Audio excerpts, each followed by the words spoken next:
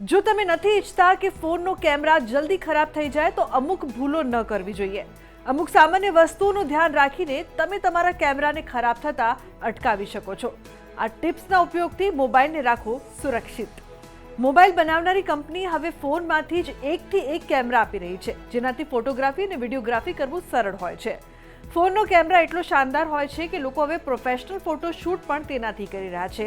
જો કે ઘણીવાર આપણે એટલી સામાન્ય ભૂલ કરી દઈએ છીએ જેનાથી ફોનના કેમેરા હંમેશા માટે બરબાદ થઈ શકે છે। જીપીએસનો ઉપયોગ કરવા માટે લોકો હંમેશા બાઇક પર ફોનને ફિક્સ કરી દે છે, પરંતુ લોકો આ જોખમથી અજાણ હોય છે કે તેનાથી મુશ્કેલી પણ પડી શકે છે। ફોનને બાઇક અથવા સ્કૂટર પર લગાવવાથી ટ્રાવેલ કરવાથી ફોન કેમેરા બરબાદ થઈ શકે છે। આવું એટલા માટે થઈ શકે છે કારણ કે બાઇક ચલાવતા સમયે ખૂબ જ વાઇબ્રેશન થાય છે, જેનાથી કેમેરા પર પ્રભાવ પડી શકે છે। બાઇક્સ પર ફોન લગાવતા સમયે સ્પેશિયલ માઉન્ટિંગ કિટનો ઉપયોગ કરવો જોઈએ। ફોન ભલેને વધારે આઈપી રેટિંગ સાથે આવતો હોય, પરંતુ જો તમે આ વિચારીને ફોનને લઈને પાણીમાં સ્વિમિંગ કરવા લાગશો તો ફોન હંમેશા માટે ડેમેજ થઈ શકે છે।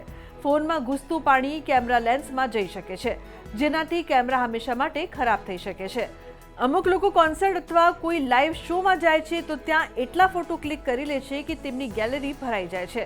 જો કે હંમેશા આ વાતનું ધ્યાન રાખો કે લાઈવ શોમાં જો લેઝર લાઇટનો ઉપયોગ કરવામાં આવી રહ્યો છે તો ફોનથી ક્લિક કરવાની ભૂલ ન કરશો, તેનાથી લેન્સમાં ખરાબી આવી શકે છે। ખૂબ જ વધારે ટેમ્પરેચર પણ ફોન કેમેરા માટે સારું નથી સાબિત થતું। જો તમે સખત તાપમાં ફોટો ક્લિક કરાવો છો તો કેમેરામાં ખરાબી આવી શકે છે। ખાસ કરીને જો તમે સૂર્યગ્રહણ દરમિયાન ફોનના કેમેરાનો ઉપયોગ કરો છો તો તેનાથી લેન્સ પર અસર પડી શકે છે। અમુક યુઝર પોતાના મોબાઈલનો ઉપયોગ અંડર વોટર કરે છે અને અંડર વોટર એ મોબાઈલ ફોનથી શૂટિંગ કરતા હોય છે અથવા ફોટોગ્રાફી કરતા હોય છે। હવે અમુક જે મોબાઈલ હોય છે તે એનું આઈપી રેટિંગ સારું હોય છે, એટલે કે ઇન્ગ્રેસ પ્રોટેક્શન સારું હોય છે, જે ડસ્ટ અને પાણીની સામે મોબાઈલને રક્ષણ આપે છે। પરંતુ વધારે પડતો જો પાણીમાં મોબાઈલ રાખવામાં આવે તો અમુકવાર મોબાઈલ ગરમ થાય છે અને ઘનીકરણની પ્રક્રિયાને કારણે મોબાઈલની અંદર પાણી પ્રવેશવાનો મુદ્દો બની શકે છે અને જો મોબાઈલમાં પાણી પ્રવેશે તો કેમેરાને અને સેન્સરને નુકસાન થઈ શકે છે। તો આજના મારા આ અહેવાલમાં બસ આટલું। ફરી મળીશું એક નવી અને મહત્વપૂર્ણ જાણકારીની સાથે, પરંતુ આ વિડીયોને આપ ખાસ લાઇક કરજો અને શેર પણ કરજો। નમસ્કાર। જો તમે નથી ઈચ્છતા કે ફોનનો કેમેરા જલ્દી ખરાબ થઈ જાય તો અમુક ભૂલો ન કરવી જોઈએ। અમુક સામાન્ય વસ્તુઓનું ધ્યાન રાખીને તમે તમારા કેમેરાને ખરાબ થતા અટકાવી શકો છો। આ ટિપ્સના ઉપયોગથી મોબાઈલને રાખો સુરક્ષિત। મોબાઈલ બનાવનારી કંપની હવે ફોનમાંથી જ એકથી એક કેમેરા આપી રહી છે, જેનાથી ફોટોગ્રાફી અને વિડીયોગ્રાફી કરવું સરળ હોય છે। ફોનનો કેમેરા એટલો શાનદાર હોય છે કે લોકો હવે પ્રોફેશનલ ફોટો શૂટ પણ તેનાથી કરી રહ્યા છે। જો કે ઘણીવાર આપણે એટલી સામાન્ય ભૂલ કરી દઈએ છીએ જેનાથી ફોનના કેમેરા હંમેશા માટે બરબાદ થઈ શકે છે। જીપીએસનો ઉપયોગ કરવા માટે લોકો હંમેશા બાઇક પર ફોનને ફિક્સ કરી દે છે, પરંતુ લોકો આ જોખમથી અજાણ હોય છે કે તેનાથી મુશ્કેલી પણ પડી શકે છે। ફોનને બાઇક અથવા સ્કૂટર પર લગાવવાથી ટ્રાવેલ કરવાથી ફોન કેમેરા બરબાદ થઈ શકે છે। આવું એટલા માટે થઈ શકે છે કારણ કે બાઇક ચલાવતા સમયે ખૂબ જ વાઇબ્રેશન થાય છે, જેનાથી કેમેરા પર પ્રભાવ પડી શકે છે।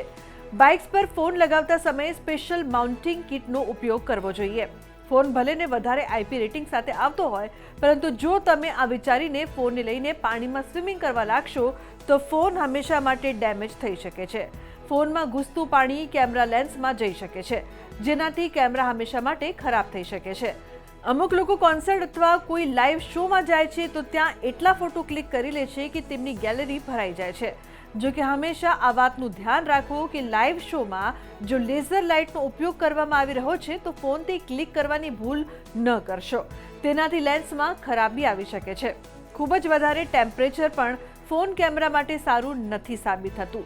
જો તમે સખત તાપમાં ફોટો ક્લિક કરાવો છો તો કેમેરામાં ખરાબી આવી શકે છે। ખાસ કરીને જો તમે સૂર્યગ્રહણ દરમિયાન ફોનના કેમેરાનો ઉપયોગ કરો છો તો તેનાથી લેન્સ પર અસર પડી શકે છે। અમુક યુઝર પોતાના મોબાઈલનો ઉપયોગ અંડર વોટર કરે છે અને અંડર વોટર એ મોબાઈલ ફોનથી શૂટિંગ કરતા હોય છે અથવા ફોટોગ્રાફી કરતા હોય છે। હવે અમુક જે મોબાઈલ હોય છે તે એનું આઈપી રેટિંગ સારું હોય છે, એટલે કે ઇન્ગ્રેસ પ્રોટેક્શન સારું હોય છે, જે ડસ્ટ અને પાણીની સામે મોબાઈલને રક્ષણ આપે છે। પરંતુ વધારે પડતો જો પાણીમાં મોબાઈલ રાખવામાં આવે તો અમુકવાર મોબાઈલ ગરમ થાય છે અને ઘનીકરણની પ્રક્રિયાને કારણે મોબાઈલની અંદર પાણી પ્રવેશવાનો મુદ્દો બની શકે છે અને જો મોબાઈલમાં પાણી પ્રવેશે તો કેમેરાને અને સેન્સરને નુકસાન થઈ શકે છે. તો આજના મારા આ અહેવાલમાં બસ આટલું. ફરી મળીશું એક નવી અને મહત્વપૂર્ણ જાણકારીની સાથે, પરંતુ આ વિડીયોને આપ ખાસ લાઈક કરજો અને શેર પણ કરજો. નમસ્કાર.